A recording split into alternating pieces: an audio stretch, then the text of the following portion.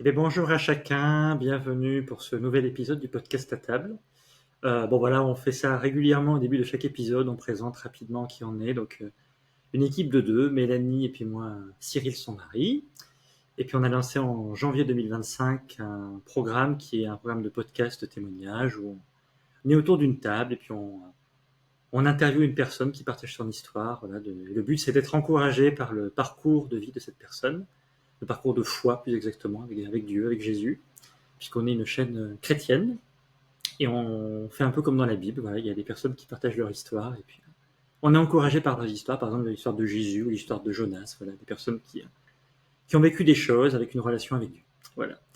Et donc je vais laisser la personne qui est là aujourd'hui se présenter, qui n'a jamais encore été invitée dans ce podcast. Voilà, voilà. Voilà, bonjour, bonsoir, bon après-midi à toutes et à tous. Moi, c'est Mathéo, j'ai 21 ans et voilà, c'est un honneur, un plaisir de pouvoir être ce soir invité sur le podcast. Et puis j'espère que voilà, mon petit bout de chemin, mon petit bout de parcours va pouvoir peut-être en inspirer ou en tout cas en encourager certains ou certaines. Mais voilà, c'est un très grand plaisir pour moi. Donc ça rajeunit un petit peu les personnes qui étaient interviewées précédemment. Bon, il y a eu des jeunes, hein, mais je pense que tu es un des plus jeunes qu'on a jamais interviewé. Donc Je ça va pense, ouais, permettre c'est de possible. diminuer la moyenne de l'âge. De la baisser enfin, enfin, on attendait que ça. Ouais, qu'est-ce que tu fais de beau toi en ce moment, Mathéo? Peut-être que tu n'as pas envie d'en parler d'ailleurs, mais qu'est-ce que tu peux nous raconter de ta vie actuellement? Non, non, avec plaisir. C'est une période assez spécifique, assez spéciale pour moi. Voilà, je suis dans une sorte d'année de césure un peu spéciale. Euh, j'ai un projet de sûrement partir servir dans une église à l'étranger, plus précisément aux Pays-Bas. Trop Et bien. il y avait pas mal d'incertitudes, de dates, de comment est-ce que ça allait pouvoir se goupiller. Donc j'étais censé partir de base en octobre Ok. 2025. Alors, je sais pas quand est-ce que vous regardez la vidéo, mais j'étais censé partir là ce mois-ci en octobre. Malheureusement, il y a eu plein de choses qui n'ont pas pu se réaliser, donc mon départ a été déplacé à janvier. Et Ok. donc dans cette période en fait de creux qui n'était pas du tout prévu au final, actuellement je suis en intérim à Super U. Voilà, je remplis le D'accord. rayon de boissons le matin. Et je vais aussi, enfin, j'ai aussi un autre contrat qui va commencer là début novembre dans une MJC, donc voilà, maison de la jeunesse, pour être avec des enfants, voilà, sur un temps partiel pendant la semaine. C'est trop bien. Bah, après, c'est l'école de la vie en fait, hein. Moi, j'ai passé ça aussi Oui, à voilà, l'époque. c'est ça, J'ai fait Burger King pendant 2 ans. Bah voilà, on apprend, hein. Voilà, exactement. c'est la Ouais, jeunesse. Voilà. c'est une période où on se débrouille avec ce qu'on a, avec ce qu'on trouve, et puis c'était pas simple, n'empêche, de trouver ces petits D'accord. jobs-là, Ok. mais Mais maintenant que je suis dedans, voilà, j'ai ma routine. Le matin, je me lève, je pars au travail, et puis je rentre l'après-midi et je prends une douche, et puis je fais une sieste. Voilà. Bah ouais, mais c'est le Aussi simple que quotidien. ça. C'est pas forcément Dieu au centre dans la discussion, mais c'est le quotidien de ce que vit un travailleur. Et puis tu découvres. Alors je pense que tu connaissais un peu la vie Exact. professionnelle. Tu as fait de l'alternance avant quand même, mais tu Ouais, j'ai fait découvres l'alternance. Ouais, euh, exactement. Donc dans c'est un pas. secteur qui n'a rien à voir, mais voilà. Ouais, j'allais dire c'est pas nouveau et en même temps ça l'est un peu à la fois parce que comme je le dis, moi je suis issu d'un cursus en informatique, donc oui forcément de la mise en rayon ou alors s'occuper d'enfants, c'est pas ce à quoi j'ai fait enfin ce pourquoi j'ai fait mes études. Mais en revanche, oui, le côté travail, le côté trouver une régularité, cadre professionnel, cadre hiérarchique, cadre, tout plein de cadres, ça oui, par contre, je connais, et puis c'est quand même un point fort sur mon expérience, pour mon expérience et sur mon CV, quoi. Mais c'est trop bien. Est-ce que tu pourrais du coup faire un sorte de flashback sur d'où tu viens? Parce que j'ai le pressentiment que ça va être un peu exotique, parce que je connais un peu ton histoire, mais les gens ne le connaissent pas Oui, forcément. Je pense qu'on va un peu voyager si tu as envie hein, de nous bien partager sûr. d'où tu viens, un petit peu loin de France a priori. Alors un petit peu, ça se fait pas à pied, je te le confirme, Cyril. Non, moi je suis, donc voilà, comme je disais, j'ai 21 ans, donc ça veut dire que je suis né en 2004. Peut-être que ça en rajeunit certains, peut-être que ça en vieillit d'autres. Je suis vieux. Euh, et donc, moi, je suis né sur un continent qui est pas très cité. Je suis né en Océanie, en Polynésie française. Donc voilà, c'est un archipel d'îles dans l'océan Pacifique, donc vraiment perdu au milieu de nulle part. Et donc voilà, moi j'y suis né, mais, et puis je pense qu'on va aller un peu plus en profondeur ensuite, mais j'y suis pas resté, j'y ai pas vécu parce que j'ai été en fait adopté à la naissance, ce qui fait que en fait, voilà, le cadre dans lequel j'aurais pu grandir, c'est-à-dire sur une île, à travailler enfin à vivre du marché et de la pêche, bah, au final non, je l'ai pas vécu parce que mes parents donc biologiques ont Ouais, fait ce choix de me mettre à l'adoption, ainsi que ma grande sœur. Donc, dans ma famille biologique, on est quatre d'accord. depuis très récemment. Moi, je suis celui du milieu. Donc, j'ai une grande sœur, moi et deux petits frères. Et en fait, de nous quatre, les trois premiers, on a été adoptés dans trois familles différentes en France. Donc, Ok. voilà, pour poser le contexte un petit peu familial, j'ai pas été abandonné, j'ai pas été rejeté, pas du tout. C'était vraiment la volonté de mes parents biologiques de nous mettre tous les trois à l'adoption. Alors il y a des raisons tout à fait techniques du fait que voilà, il n'y avait pas énormément de moyens, que ma mère à l'époque venait tout juste d'avoir 18 ans, que mon père lui travaillait de la pêche et un petit peu du tourisme et que donc c'était juste pas possible de faire vivre un foyer dans ces circonstances-là. Euh, donc voilà, c'est pour ça qu'on a été mis tous les trois à l'adoption. Et peut-être pour ceux qui se posent la question, pourquoi est-ce qu'on n'a pas été adopté dans la même famille ou alors Mhm. par les mêmes parents ou voilà, ce qui est une question tout à fait légitime. Pour le coup, il n'y a pas réellement d'explication, mis à part le fait qu'on a juste un an d'écart à chaque fois et que en fait mes parents biologiques se sont pas posé de questions en disant oui, on pourrait peut-être faire en sorte qu'ils grandissent ensemble. Voilà, on est venu chacun à l'affilée. Un an, on s'est succédé pendant 3 ans. Et voilà, ce qui a donné qu'on a été adopté dans trois familles différentes. Euh, mais voilà, ça c'est le contexte vraiment familial dans lequel, enfin, c'est le préface en fait de comment est-ce que je suis arrivé de la Polynésie jusqu'en France métropolitaine. Euh, donc voilà, je sais pas déjà si ça répond un peu à ta Ouais, question. bien sûr. Ouais, j'aimerais juste savoir si tu es déjà retourné au pays, si peut-être tu nous raconter des petites, je sais pas, ou qu'est-ce que vous mangez là-bas, qu'est-ce qu'il peut y avoir de. Ah, parce que là, on parle. Est-ce que tu as des informations sur Bien sûr, sur place? Peut-être pas, hein. bien sûr, complètement. Euh, donc voilà, moi je suis parti très vite après ma naissance Ah, en ah, France. Voilà, j'ai grandi, j'ai fait ma petite enfance, on va dire, en France. Et à l'âge de mes 10 ans, mes parents, ainsi que mon petit frère, ensuite, bon, je vous raconterai un peu plus en détail, qui est arrivé dans la famille, qui lui aussi a été adopté d'un autre pays. On est partis tous les quatre en Polynésie, ah, justement, dans ce désir de bah, de passer des vacances, parce que c'est quand même une destination de vacances assez luxueuse, on va le dire, hein, vu le prix des billets d'avion, du logement, etc. Donc le but déjà de c'était de profiter de ces instants-là en famille, mais aussi bien sûr de profiter de l'occasion en fait pour moi me me reconnecter avec mes racines et avec ma famille qui est présente sur l'île, sachant que on est encore dans un cadre familial où on est une dizaine d'enfants par famille et donc ça ah, donne ouais. une vingtaine de cousins, ça donne voilà. Donc c'est des très grandes familles et donc c'était forcément une bonne opportunité d'y retourner pour aussi revoir ma famille là-bas. Et donc oui, il y a plein de petites anecdotes. On a visité plein d'îles, on a vu plein de poissons, j'ai nagé avec des requins, on a mangé Ah, ouais. la nourriture locale. Il y a plein de petites expériences bien sûr que je pourrais raconter. Mais mais oui, je me souviens de ce voyage comme étant une vraie première expérience de OK, voilà d'où je viens, voilà quelles sont les personnes qui sont bah, littéralement du même sang que moi, de la même ethnie. Hum, Voici hum, comment hum. voici comment ils se comportent, quel est leur mode de vie, comment ils s'adaptent aux choses. Donc donc vraiment ouais, c'était pour moi quand même une bonne première expérience, même si voilà, vous vous en doutez, et tu t'en doutes aussi Cyril, qu'à 10 ans, t'es pas éveillé non plus à tout. Euh, donc voilà, et puis pour tout vous dire, le projet, ça serait bien sûr d'y retourner un jour en tant que grand garçon cette fois-ci. Voilà. Quand tu décrivais l'histoire du requin, de l'eau, des baignades, je pensais aux scènes dans Avatar 2 où il y a les personnages qui vont dans l'eau, t'as les super t'as l'eau qui est bleue, enfin, les gens se baignent, j'imagine que évidemment, c'est pas Avatar, mais je veux dire, ça ressemble à peu près à ça, j'imagine, Ah, complètement, le paysage. complètement.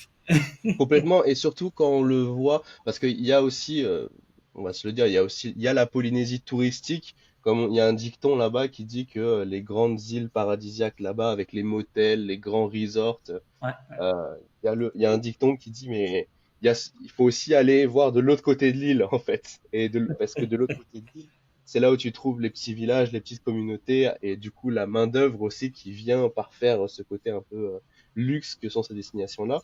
Et excellent. donc, oui, il y a ce côté se baigner dans des coins où en fait il y a que les locaux qui y ont accès, où il y a que les locaux qui connaissent, d'accéder à des zones un peu reculées. Ça, on a pu le faire et j'ai trouvé ça quand même très très chouette du haut de mes 10 ans d'aller dans des rivières où en fait, eh ben c'est pas touristique. C'est vraiment juste une rivière où le village se rassemble pour faire des barbecues toute la journée et juste profiter ensemble. Ça aussi, je pense que c'est une vraie plus-value dans le quotidien là-bas qu'on peut passer quand on est originaire, bien sûr, de Polynésie, quoi. Trop bien. Et merci pour cette carte postale.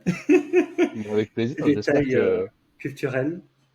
ouais, bien sûr, j'espère que ça pourra donner envie peut-être à certaines personnes de. Donc c'est très loin de l'atmosphère de la métropole, de ce que du coup tu as grandi dans une atmosphère qui n'a rien à voir avec ça.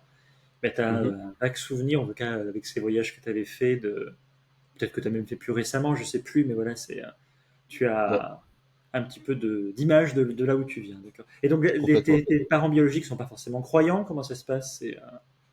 Non, non, justement, mes parents biologiques sont pas forcément croyants, voire même pas du tout. Là-bas, on est encore dans une culture assez polythéiste, où on croit D'accord, au dieu de la mer, excellent. au dieu de la montagne. Ça dépend des communautés, hein. On parle vraiment de communautés, même plus de Ouais, famille, mais de communautés. Euh, Là-bas, on est quand même encore, oui, sur le polythéisme, pardon, où on croit aux puissances de la mer, des dauphins, enfin vraiment le cliché finalement qu'on pourrait avoir. Alors là-bas, oui, ils le vivent vraiment et c'est vraiment leur croyance. Alors, mes parents de mémoire n'ont pas non plus cette pratique. Enfin, ils sont pas pratiquants, je crois, à ce point. Peut-être que ça a ok, changé entre-temps. Mais je me souviens que, enfin, une toute petite anecdote en 10 secondes, le jour où on était arrivé pour la première fois sur l'île où habitaient mes parents biologiques, ouais, ils ont fait une énorme fête, mais totalement démesurée pour m'accueillir.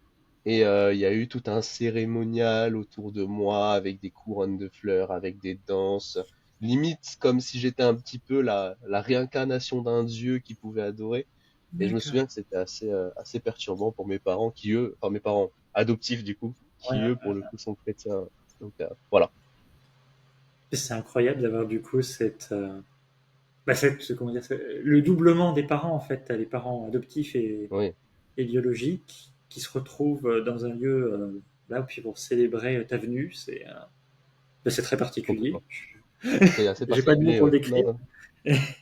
Non, non, complètement, complètement. Oh, mais ça marche. Donc du coup, tu as pas d'héritage spirituel monothéiste, on va dire, dans ta famille biologique, mais par contre, c'est polythéiste. Tu as un héritage potentiel avec, dans les Voilà. premières années, ou en tout cas même les ancêtres, hein, potentiellement des personnes qui avaient Mm. des cultes, je sais pas comment dire ça, polythéistes, ouais, tu as utilisé Oui, le bon oui, terme, voilà, complètement. mais pas Oui, oui, d'héritage très spirituel répandu. comme moi, ou enfin, maintenant dans ta famille adoptive, pardon, je m'inverse dans les Adoptif, mots. Ça marche, oui, c'est intéressant à savoir, du coup. complètement. Et du coup, comment ça s'est passé avec l'adoption? T'as des souvenirs de quand t'es arrivé en France? Tu as... Oui, oui. Alors, voilà, étant donné que j'ai été adopté à la naissance, Ouais, non, ça t'as veut pas de dire que souvenirs.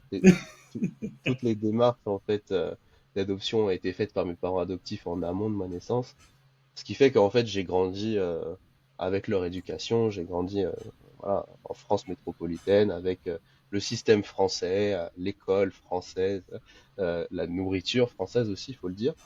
Euh, euh, mais oui, oui, non, c'est vrai que du coup j'ai pas, enfin, je me suis plus imprégné directement de la culture, on va dire occidentale que l'on a nous, enfin, toi et moi aujourd'hui. Et donc oui, directement, comme je l'ai précisé avant, mes parents dans la foi, qui m'ont aussi forcément élevé et poussé dans cette direction-là. Ça marche trop bien.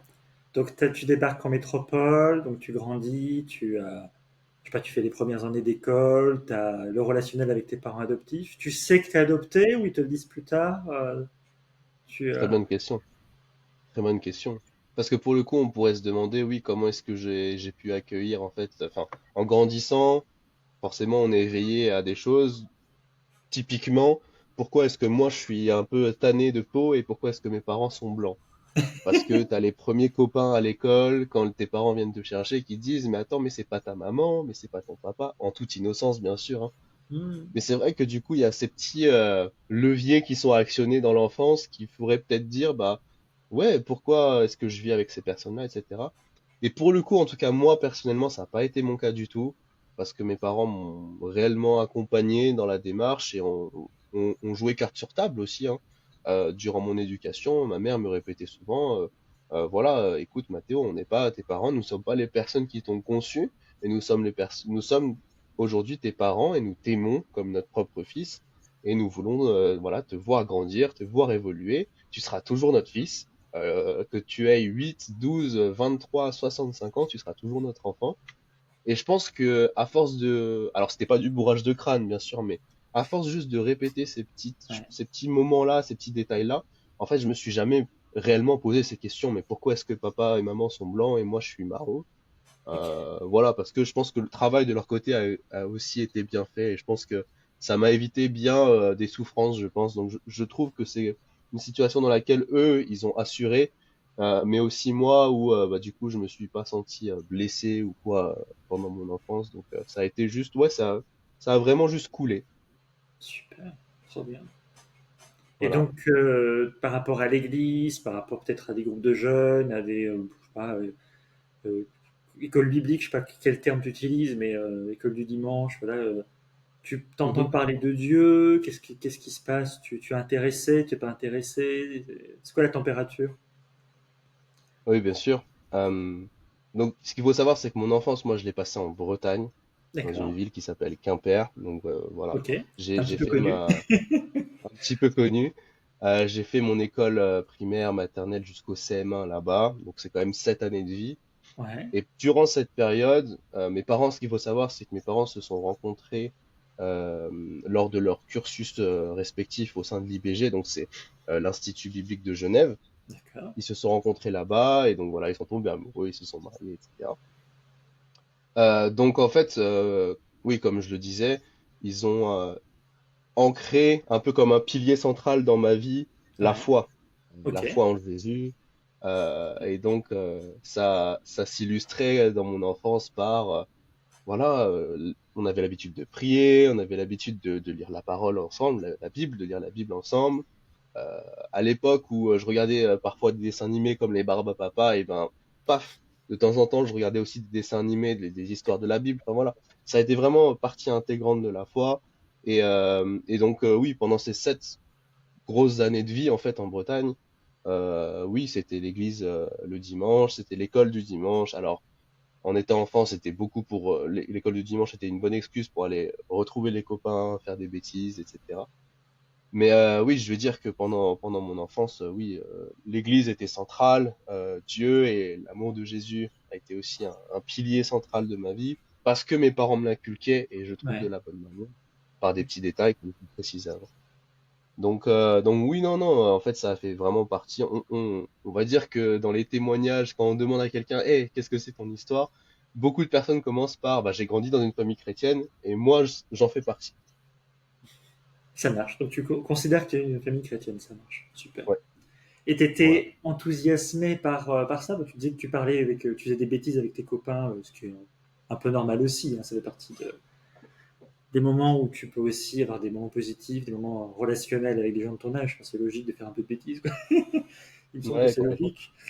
Mais tu te considérais chrétien, ça te semblait être quelque chose de lointain, où tu avais une relation Hmm. avec Dieu. Enfin, c'était moi un peu compliqué peut-être pour cet âge-là, hein, que tu n'as pas la réponse. Ouais, ouais, ouais.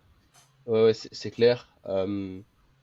Pour le coup, et je pense que c'est aussi le revers de la médaille, en tout cas dans mon histoire, j'ai beaucoup, en étant enfant, en suivant mes parents, en écoutant les bons conseils, en priant, enfin voilà, tout ce mode de vie en fait que mes parents m'inculquaient, et encore une fois sans pression, hein, bien sûr, moi j'étais tout à fait ouvert à ça.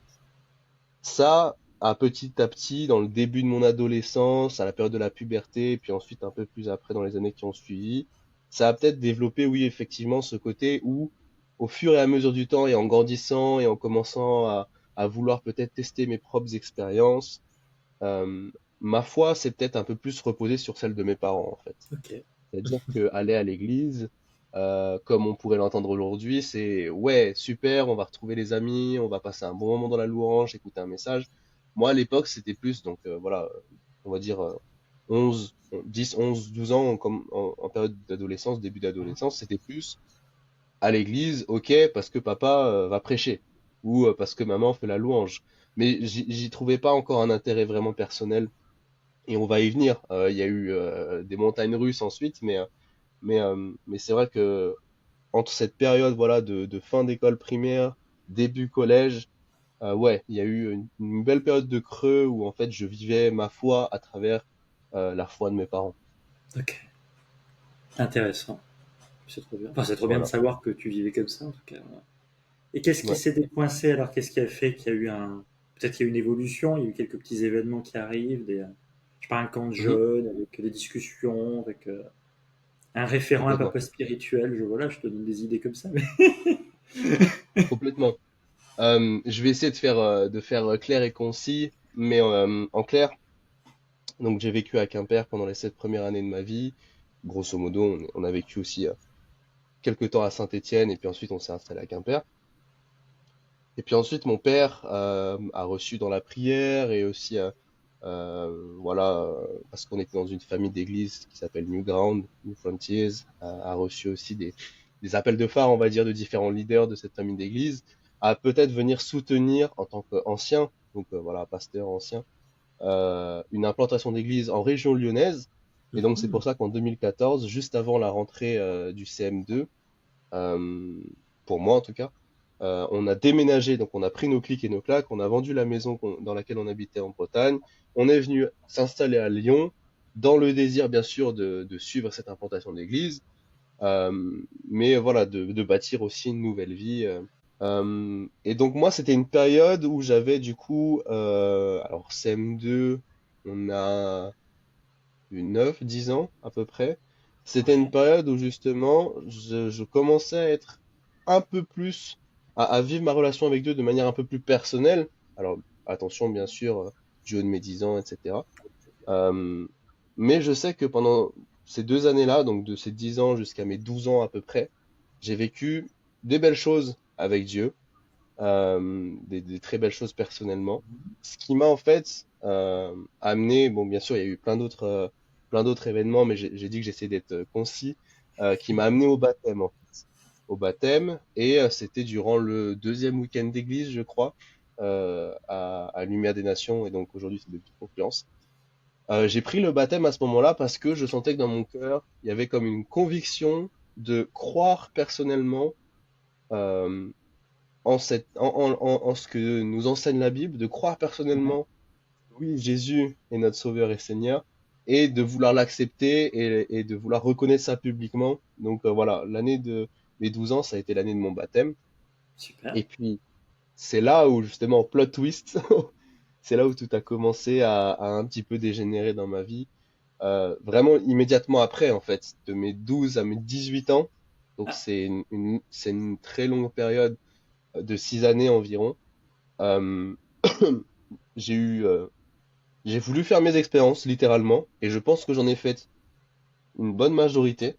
Voilà, ouais. je suis tombé dans différentes addictions. J'avais à l'époque besoin, pour me construire, d'énormément de reconnaissance. Ce qu'il faut savoir que c'est un trait de caractère typiquement maori, typiquement polynésien, ou en tout cas maori, Ok. qui est où il y a deux traits de caractère forts. C'est ou une personne qui est en surconfiance, donc un peu arrogante, un peu provocante, ou alors une personne qui se recroqueville beaucoup sur elle-même et qui culpabilise énormément. Et moi, j'étais plus cette personne-là à interpréter un peu tous les signaux qui étaient autour de moi comme étant mince, je suis pas à la hauteur, donc je vais devoir faire tout ce qui est en mon pouvoir pour être reconnu. Et souvent, la reconnaissance, moi, que je préférais le plus à l'époque, c'était les filles, bien sûr. Ok. C'était les relations amoureuses, enchaînées, etc., etc. J'ai eu une relation amoureuse à distance assez compliquée à vivre pendant quasiment 3 ans avec une fille. Et, euh, et ça a semé beaucoup de pagaille. Alors, bien sûr, je prends ma part de responsabilité, mais ça a semé beaucoup, beaucoup, beaucoup de pagaille dans ma vie personnelle déjà, dans ma vie de famille, parce que ça a commencé aussi à générer en moi une sorte d'attirance avec le mensonge, avec vouloir maîtriser les choses. Enfin voilà, vraiment un contexte familial très malsain où j'obéissais plus à mes parents, j'en faisais qu'à ma tête. Voilà, c'était vraiment une période pas évidente. Et en sortant de cette relation, voilà, il y en a eu d'autres, bien sûr, mais voilà, ces 6 années ont été vraiment très compliquées pour moi. Et donc, ça a littéralement suivi mon baptême jusqu'à mes 18 ans environ, où j'ai commencé un peu à entrevoir la lumière. Je précise aussi, oui, tu parlais de camps de jeunes, de colonies de vacances. Je précise que cette période-là, entre mon baptême et mes 18 ans, c'est une période où j'étais très seul à l'église, justement, parce que en faisant toutes mes bêtises, j'allais encore à l'église. Mais c'était une période où j'étais très seul parce qu'en fait, il n'y avait pas de jeunes, ou très peu de jeunes de ma tranche d'âge. Ouais. En fait, j'étais juste dans l'entre-deux. Il y avait mon petit frère, qui était le plus proche de moi en termes d'âge, et puis ensuite, il y avait les jeunes adultes de l'église. Donc en fait, j'étais vraiment tampon entre les deux tranches d'âge, et c'était vraiment pas évident à gérer pour moi. Donc ça m'a aussi un petit peu conforté dans le truc de l'orgueil, de me dire, bah en fait, si personne n'est là pour moi, pour m'aider à avancer dans ma relation avec Dieu, eh ben, c'est qu'il y a que moi en fait qui peut être capable de faire avancer ces choses-là. Et au final, en vrai, j'étais pas si enthousiasmé à l'idée de me dire je vais creuser encore plus profond dans ma relation avec Dieu, étant donné qu'il y avait beaucoup plus de distractions ailleurs. Euh, donc voilà, en fait, ces 6 années de désert, enfin, littéralement de désert, parce que c'est comme ça que je l'ai vécu, avec le recul, c'est comme ça que je l'ai vécu dans ma foi. Ça a été vraiment pas simple. Et justement, à l'aube de mes 18 ans, et c'est là où j'arrive un petit peu sur la fin de cet épisode de ma vie, Ouais, ouais. euh, donc 17-18 ans, mes parents en fait n'en pouvaient plus de me gérer, de devoir gérer en fait des excès de colère. Parce que ce qu'il faut savoir, c'est que du coup, oui, j'ai un petit frère qui s'appelle Timmy, qui a 4 ans, 3 ans de moins. Ouais, il est de fin d'année, donc 3 ans et quelques Ouais. de moins que moi. Et ce qu'il faut savoir, c'est que lui aussi, en fait, était témoin de ces situations de crise, en fait, durant mon adolescence. Donc lui était aussi témoin de ça, et c'est bien d'en parler parce qu'aujourd'hui, je suis sur un travail de fond avec lui, de vouloir aussi un petit peu recoller les morceaux, parce que je sais que j'ai eu des manquements dans mon comportement en tant que grand frère et en tant qu'exemple à proprement parler. Euh, Peut-être si un jour il regarde ça et il dira, mais non, Mathéo, il m'inspire pas du tout. Mais de ce que mes parents me disaient, mon petit frère me regardait quand même beaucoup en tant qu'enfant et en grandissant. Il s'inspirait beaucoup de ma manière de faire, de ma manière d'être, pardon.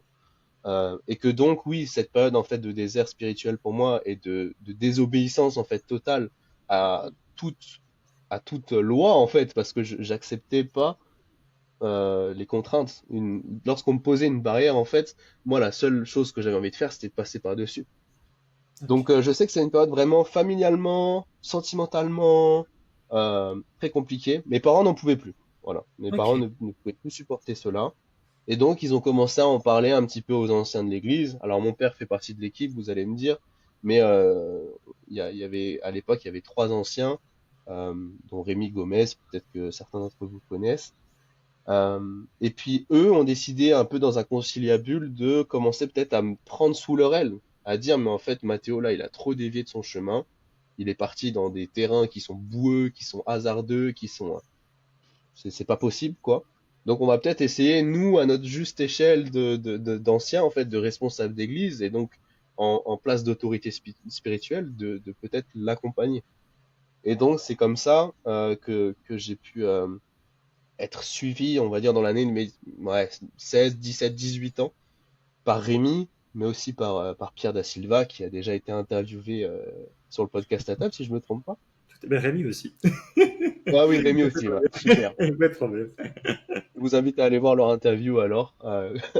Mais en clair, voilà, il y a eu cette période où Pierre, Rémi, notamment eux, hein, et c'est pour ça qu'aujourd'hui je les reconnais vraiment comme des vrais piliers de la foi pour moi, m'ont pris sur l'oreille. Alors ça n'a pas été simple. J'ai voulu encore un petit peu rouler des mécaniques avec eux, les embrumer, comme je vous ai dit. Moi, et encore aujourd'hui, c'est encore un combat en toute humilité, de dire que voilà, avec le mensonge, avec la manipulation, c'est encore une guerre que je mène contre le péché. Donc voilà, à l'époque, c'était aussi monnaie courante pour moi de mentir, de leur raconter encore des bobards, juste en mode laissez-moi tranquille, quoi. Laissez-moi vivre ma vie, laissez-moi vivre mes situations. Oui, je sais que c'est pas très très bien, machin. J'étais beaucoup dans le déni, quoi. Mais ouais, c'est vrai qu'il y avait ces deux gars qui m'ont pris avec eux, et je dois en oublier parce qu'en vrai, il y avait plein de personnes qui essayaient de m'atteindre, entre guillemets, parce que voilà, j'étais assez solitaire dans mes problèmes. Mais, à la différence peut-être de plein d'autres méthodes, alors oui, j'ai fait des colonies chrétiennes où j'ai vécu des belles choses, mais c'était à chaque fois un peu temporaire. Enfin voilà. Moi, ce que je reconnais vraiment comme le point de bascule, ça a été peut-être cette période où justement j'ai commencé à être suivi, à être entouré. J'ai recommencé à mettre. Et en fait, oui, voilà, cette période m'a aidé à commencer à mettre des mots en fait sur la situation désastreuse dans laquelle j'étais. Euh, Et on parle beaucoup dans le contexte biblique ou même dans le contexte de l'Église ou même dans le contexte des amitiés aujourd'hui chrétiennes, on parle beaucoup de confesser ses péchés, confesser ses bêtises, confesser ses erreurs à des personnes de confiance. Mais ne serait-ce que de les dire, de mettre des mots en fait sur ces erreurs-là, c'est aussi un pas de géant. Alors bien sûr, faut pas négliger la confession en disant je vais me mettre devant mon miroir et dire toutes les bêtises que j'ai faites. Bien sûr, il y a une très grande importance à confesser ses péchés à des frères, à des sœurs de confiance autour de nous. Mais je sais que cette période m'a poussé vraiment en dehors de ma zone de confort euh, euh, parce que du coup, je devais commencer à mettre des mots en fait sur des sujets qui m'étaient vraiment pas confortables, quoi.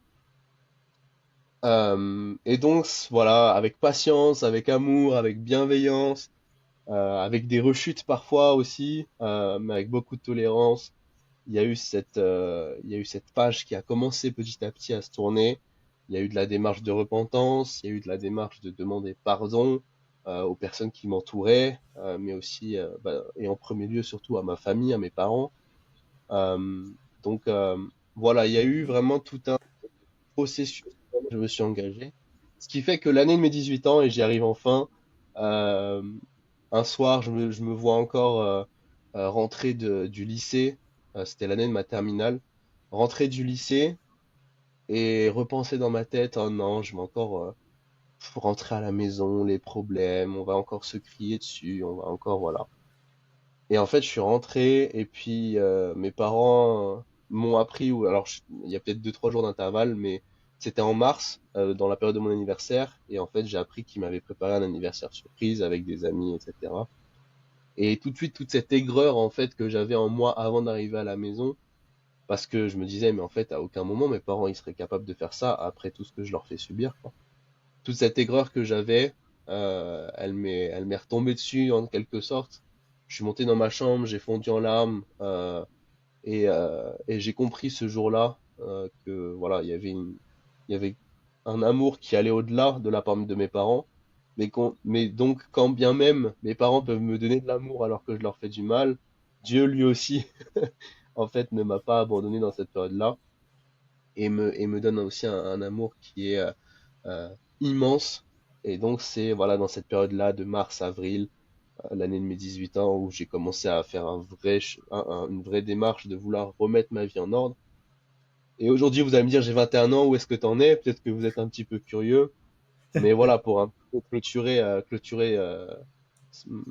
mon témoignage, je dirais simplement que je suis encore dans une marche et je pense que on le sait en tant que chrétien, ou peut-être que les personnes qui nous regardent ne sont pas forcément chrétiennes. Donc, en tant que chrétien, souvent on a la prétention de dire qu'on est toujours un peu en chemin parce Mm. qu'on apprend chaque jour, on est dans une démarche où voilà, on n'est pas parfait et on le sera jamais.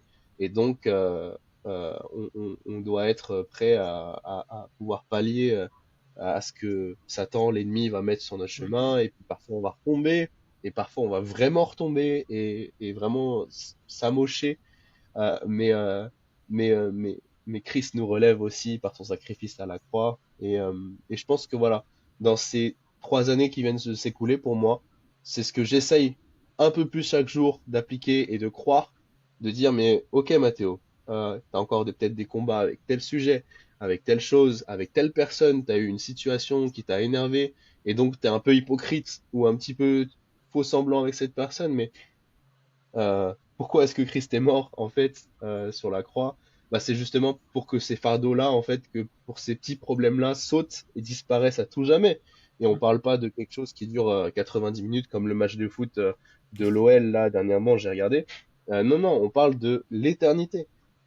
Voilà. Donc c'est ça un petit peu, je dirais, après 3 ans, je suis sur le chemin de la sanctification sur plein de sujets encore, mais ouais, je dirais que l'année qui vient de s'écouler, là, 2024-2025, ça a été vraiment les meilleures périodes de ma vie. Parce que aussi, et ça je tiens aussi à le préciser, en Christ, on y trouve une vraie famille, et ça peut être un peu cliché dit comme ça, mais moi c'est ce qui a fait toute la différence. Parce que dans ma solitude que j'avais dans mon adolescence, Dieu les a comblés par des amitiés en Christ aujourd'hui où bah je peux pas espérer mieux. Mon meilleur ami Célian, à qui je peux tout dire sans jugement, sans même avoir le sentiment d'être mal à l'aise, avec qui je peux prier, avec qui je peux être vrai en fait, vrai que ça soit dans mes humeurs, que ça soit, enfin voilà, il y a une vraie notion de famille en fait en Christ, et je trouve que ça c'est aussi un sujet de reconnaissance déjà personnelle pour moi envers Dieu, de dire mais merci Seigneur, parce que cette solitude que je haïssais à l'époque, aujourd'hui tu l'as comblée par des amitiés qui sont magnifiques. Et je cite Célian, je peux en citer plein d'autres, mais voilà, je tiens aussi à préciser que ça fait partie aussi intégrante de mon histoire, de dire que ouais, dans mes problèmes, ce qui a beaucoup réglé, enfin ce qui a commencé à me faire en tout cas cogiter un peu, ça a été de s'entourer. Et Christ et Dieu a pourvu dans cette famille, et j'en suis vraiment, vraiment, vraiment reconnaissant. C'est trop bien. Voilà. Merci pour ton partage.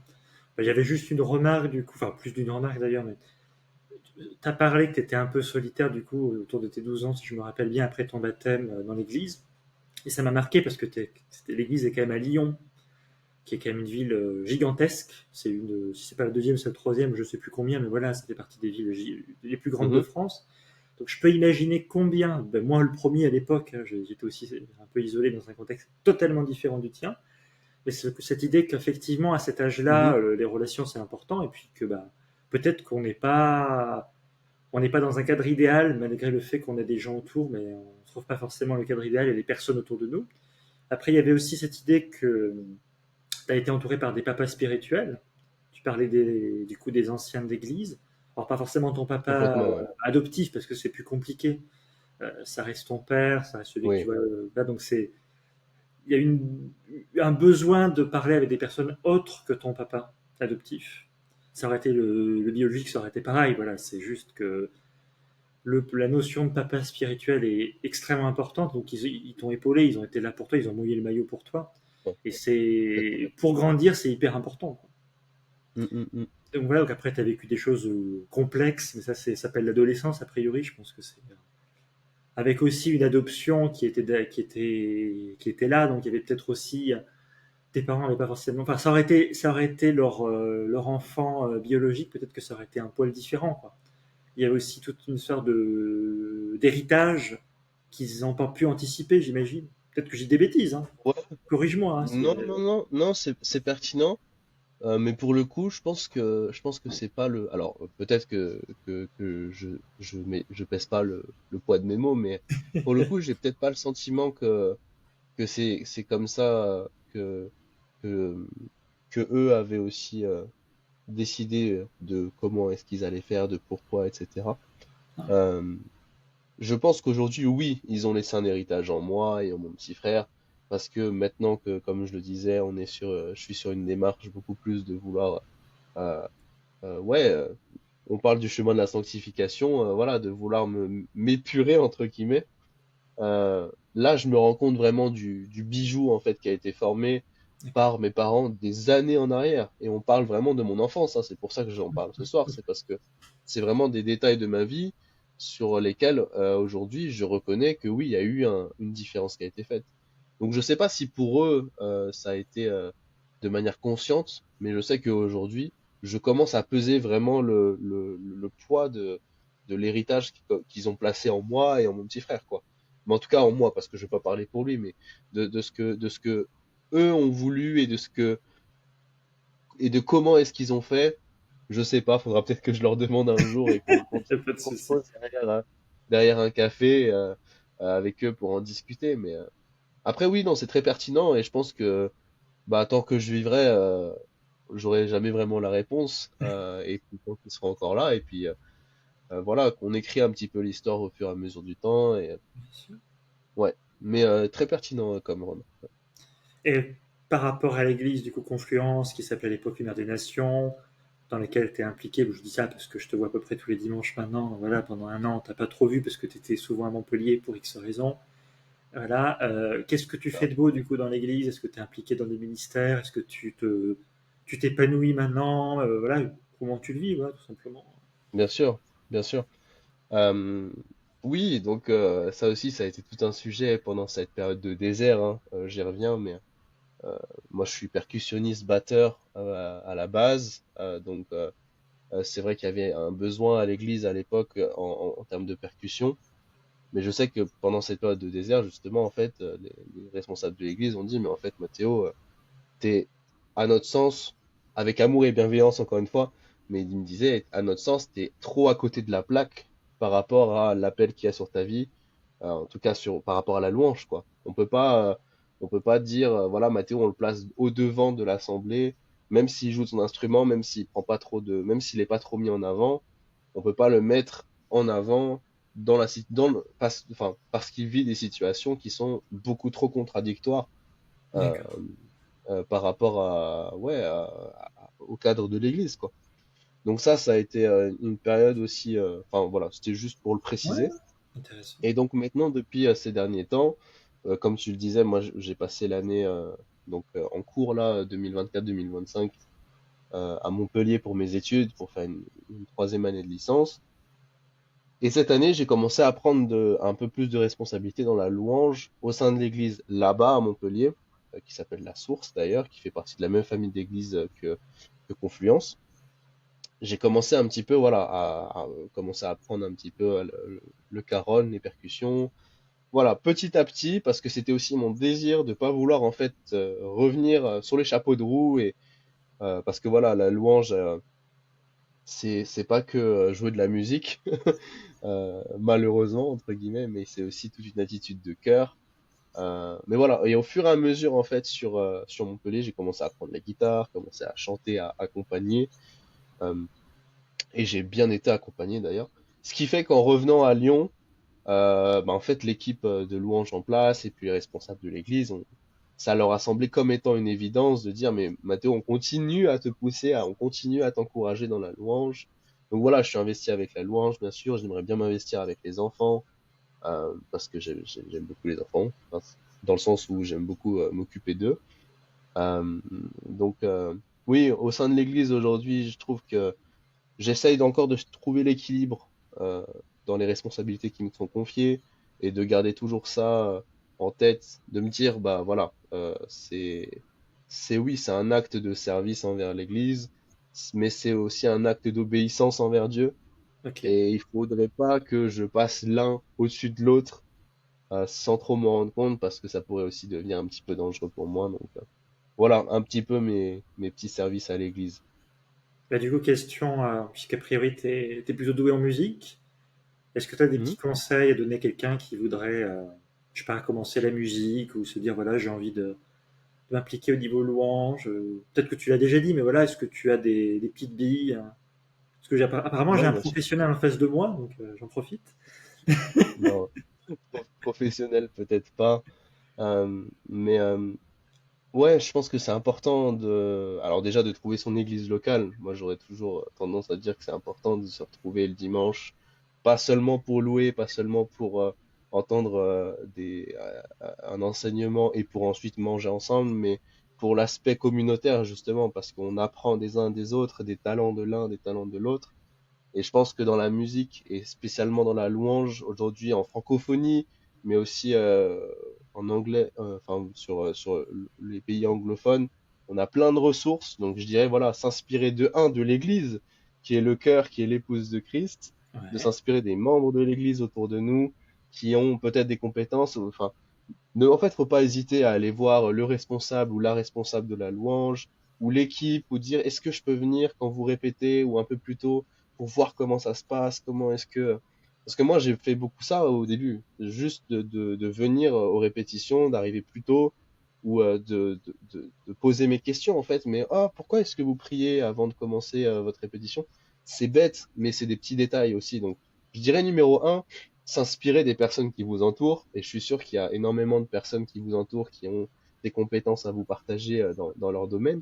Euh, je dirais ça. Et en deuxième, moi, ce qui m'a beaucoup aidé, parce que je suis quelqu'un qui est beaucoup dans le mimétisme, parce que Ok. voilà, je joue de la musique à l'oreille, même si j'ai fait un cursus en solfège, je, je, je, j'imite beaucoup en fait les personnes qui m'entourent.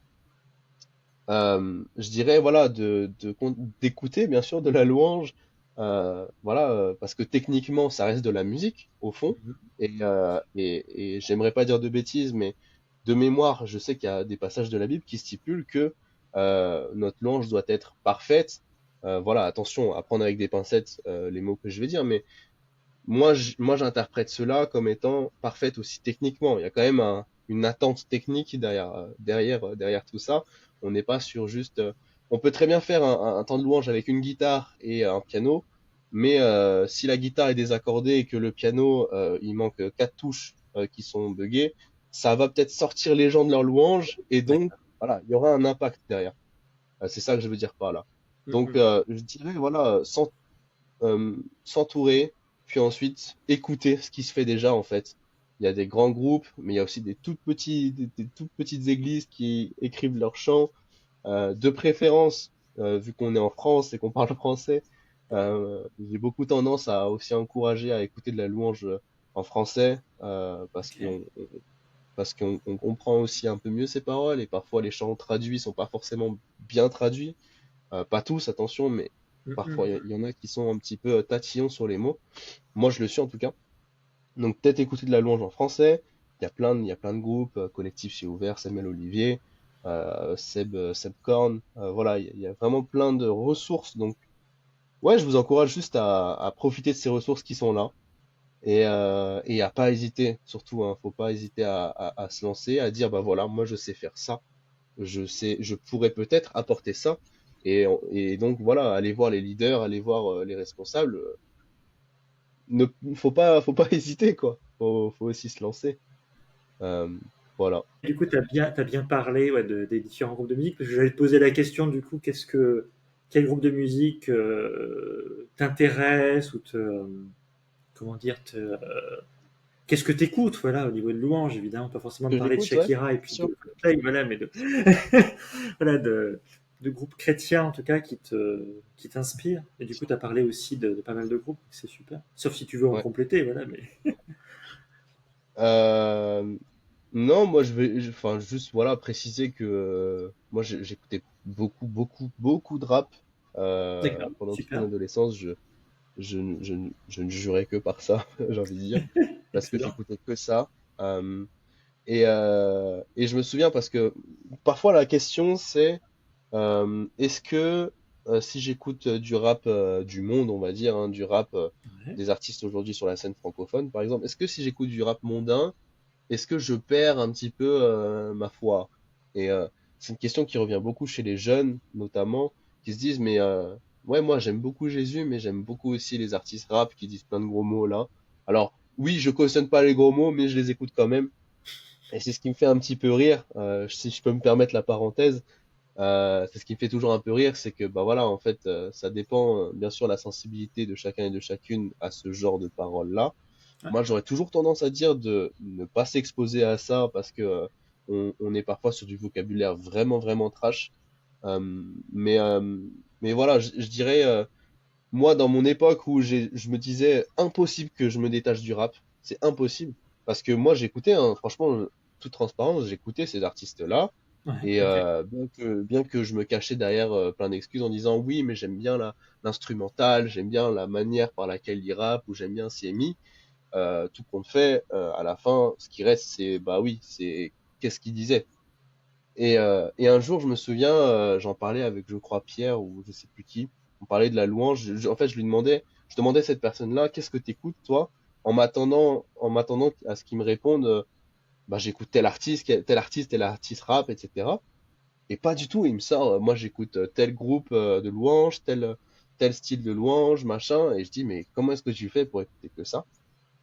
Et voilà, j'ai fait mon petit cheminement. Et bref, j'arrive à un moment où je dis, écoute Seigneur, moi, j'ai pas envie de continuer à écouter ce genre de musique en fait, si c'est toi qui me l'ordonne, quoi, d'une certaine manière, parce que j'y suis tellement attaché. Et quand je te dis attaché, c'est vraiment, j'avais des écouteurs, casques vissés sur les oreilles à chaque Ok. occasion. Donc j'étais vraiment attaché, j'étais en mode, bah Seigneur, si vraiment c'est des paroles qui me font du mal, c'est des choses qui me font du mal, moi je te demande de faire le ménage de ça dans ma vie. Résultat, aujourd'hui, force est de constater que voilà, j'écoute pas ou très très très très peu, ou alors je fais vraiment attention à ce que j'écoute. Voilà, j'écoute Big Flo et Oli par exemple, D'accord. des artistes à l'époque où je pouvais pas, en me disant oui mais ça c'est du rap de faible, etc.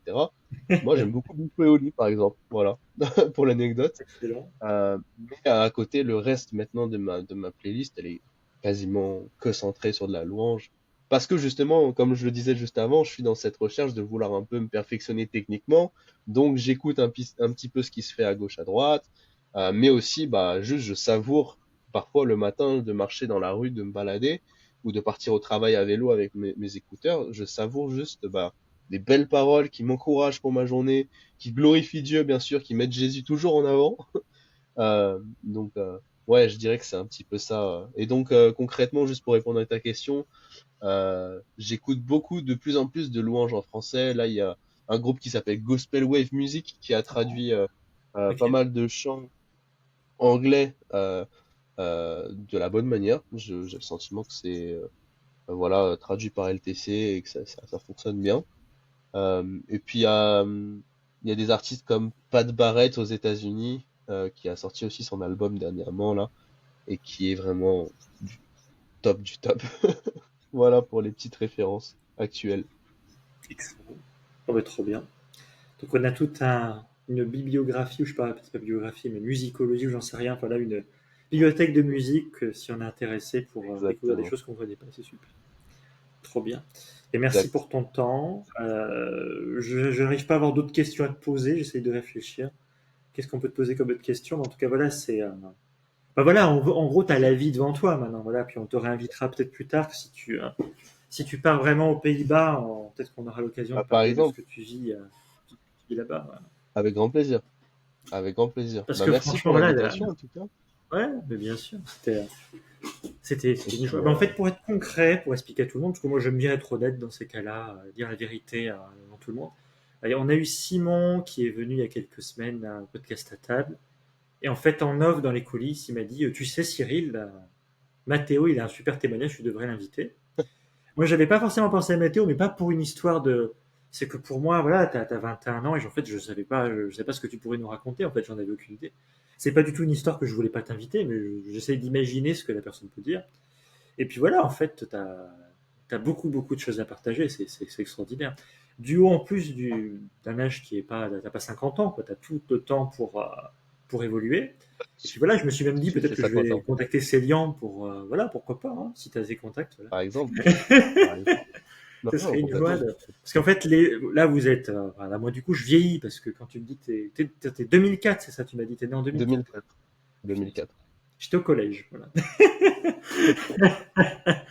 Donc ça fait un peu, je Ouais. vieillis, mais voilà, mais en tout cas, c'est l'idée que la jeunesse est quand même une génération où vous avez beaucoup de choses à nous apporter.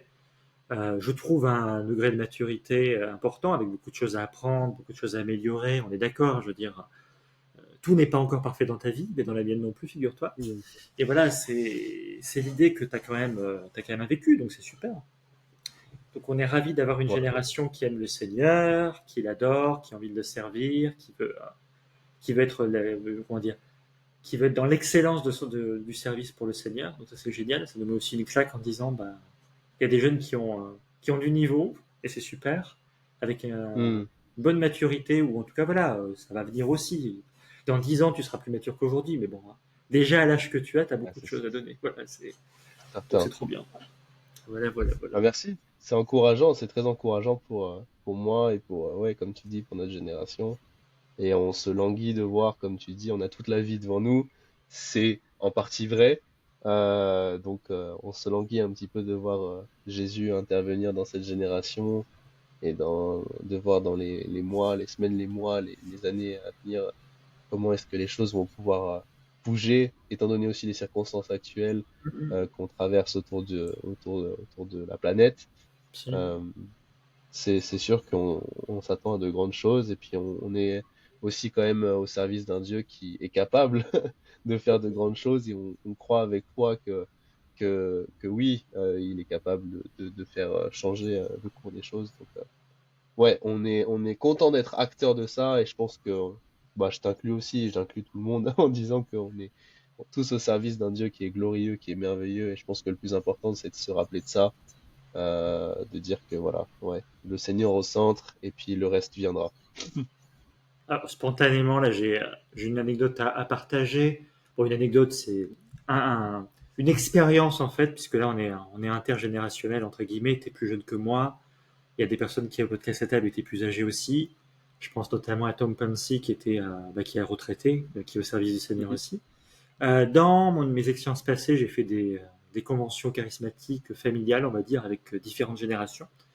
Et j'ai systématiquement remarqué que la soirée où c'était le plus, on était vraiment le plus en feu, où le Seigneur était vraiment le plus acteur du moment, où il y avait une grosse manifestation de l'esprit, beaucoup de présence, beaucoup de paroles, beaucoup de choses qui se passaient. C'était dans une soirée de louange intergénérationnelle, où tu as tous les groupes qui se réunissent, où tu as une soirée de louange où tu es là et tu as des paroles prophétiques, où tu as des guérisons, où il y a des jeunes qui reçoivent des choses. Et je trouve que c'est merveilleux de se dire que bon, c'est très bien d'avoir des groupes de jeunes, d'avoir des groupes d'adultes, d'avoir là, il y a des temps, il y a un temps pour tout, hein, mais cette idée qu'il y a aussi l'intergénérationnel où tu as le papy ou la personne qui est un peu plus âgée qui vient avec sa canne, qui est peut-être au devant parce qu'il a besoin il a un problème d'audition, voilà, et puis il y a le jeune qui est aussi derrière, voilà, enfin, il y a toute la génération qui arrive, et puis c'est ça aussi le cœur de Christ, c'est de Complètement. dire que tout le monde est là pour glorifier Dieu. Donc je trouve que c'est Ouais. merveilleux, voilà, d'avoir ça. Mm. Voilà, voilà, voilà. Et donc ça n'a rien à voir, mais je pense qu'on pourrait prier du coup pour la génération des jeunes, ta Bien génération et sûr. ceux même qui arrivent à, parce que tu sais que tu es le vieux de quelqu'un d'autre, hein. Il y a des gens qui ont Toujours. 14 ans, ils te Toujours. considèrent comme un vieux crouton, quand même, Mathéo, hein. Bon. Ça j'en suis très conscient. Très, très conscient. Donc peut-être prier pour la génération des jeunes, pour que vous bousculiez ma génération et les plus âgés, puisque moi je me considère comme un vieux, hein, par rapport à toi. J'ai 33 ans, voilà, même si je suis relativement jeune, mais je suis quand même vieux. De prier, voilà, si tu en as envie, hein, pour les jeunes, pour que déjà vous aurez rapproché du Seigneur, et puis que vous nous mettiez des coups de pied dans les fesses pour nous rapprocher du Seigneur, voilà, tout simplement. Ça te dit? On peut prier, ouais, carrément. Carrément, avec plaisir. Ça marche. Avec Ben, plaisir. merci Seigneur en tout cas pour la génération, voilà, les jeunes, ceux qui ont entre, je sais pas, entre 10 ans et 20 ans, voilà, et un peu plus. Voilà, je te remercie pour la présence, que tu leur as montré, pour le destin extraordinaire que tu as pour eux. Et je veux vraiment prier pour que, ouais, une génération consacrée qui n'ait pas de compromis, Mm. qui soit 100%, à 100% pour toi, qui est vraiment une génération qui soit vraiment dédiée à toi, consacrée à toi, et qui est vraiment une génération qui fasse pas de compromis, qui soit vraiment à fond pour toi dans l'évangélisation, dans l'écoute de ta parole, et qui est vraiment une sagesse qui se développe dans cette génération qui nous dépasse, qui nous impressionne. Pas impressionné par la force de leur louange, pas impressionné par le fait qu'ils fassent, je sais pas, un engagement à l'église, mais vraiment qui est vraiment cette consécration quotidienne dans la lecture de la parole, dans la relation qu'ils ont avec toi, dans la lumière qu'ils sont auprès de leurs amis, que vraiment ils soient vraiment une lumière autour d'eux. Amen. Amen. Amen, Père éternel, merci ouais, pour ces générations passées qui sont des sources d'inspiration pour nous aujourd'hui. tu vois, les pionniers de la foi qui ont instauré de belles choses. Et aujourd'hui, Seigneur, on te demande vraiment que dans cette génération de jeunes chrétiens, euh, on te demande vraiment ouais, cette détermination à, à, à aller main dans la main avec ces personnes qui ont instauré un petit peu, avec ces pionniers-là, qu'on puisse aller main dans la main, Seigneur, et répandre ton amour, répandre ton évangile, Seigneur, au dehors, dans nos villes, dans nos rues, Seigneur Jésus, mais aussi au-delà, euh, auprès de populations peut-être qui n'ont jamais entendu parler de toi, Seigneur. Donne-nous vraiment cette vigueur, cette ardeur de vouloir continuer à te servir, peut-être à sortir de nos zones de confort, peut-être à sortir de nos quartiers, Seigneur Jésus, mais ouais, donne-nous vraiment cette ferveur de vouloir te suivre à fond, à 2000%, et en prenant exemple, bien sûr, sur ce qui a déjà pu être fait, Seigneur Jésus. Tu nous donnes de pouvoir aujourd'hui avoir justement ce lien intergénérationnel, Jésus, et tu vois à quel point c'est précieux, même pour les personnes qui nous ont précédés, mais surtout pour les personnes qui arrivent. Comme disait Cyril, on est toujours le vieux de quelqu'un. Et ben, on veut croire que notre génération, la génération à venir et les 15 générations à venir, Seigneur, vont réaliser de grandes choses pour ta gloire, Seigneur Jésus. Et on veut que ton royaume puisse se répandre encore plus dans ce pays, dans ce monde, sur cette planète, parce qu'on est dans un désir et dans une situation où, ouais, il n'y a que toi, mon Dieu. Donc, ouais, que toute la gloire te revienne, papa, et on s'attend à toi dans les temps à venir. Amen. Amen. Et merci pour ton Amen. temps, Mathéo. Merci d'être venu. On te raccueille quand tu veux, voilà, notamment aux Pays-Bas. Et puis voilà, mais merci à chacun pour votre écoute sur Spotify, sur YouTube. Très bonne continuation, puis à une prochaine pour un prochain épisode. Au revoir. Bonne soirée. Au revoir.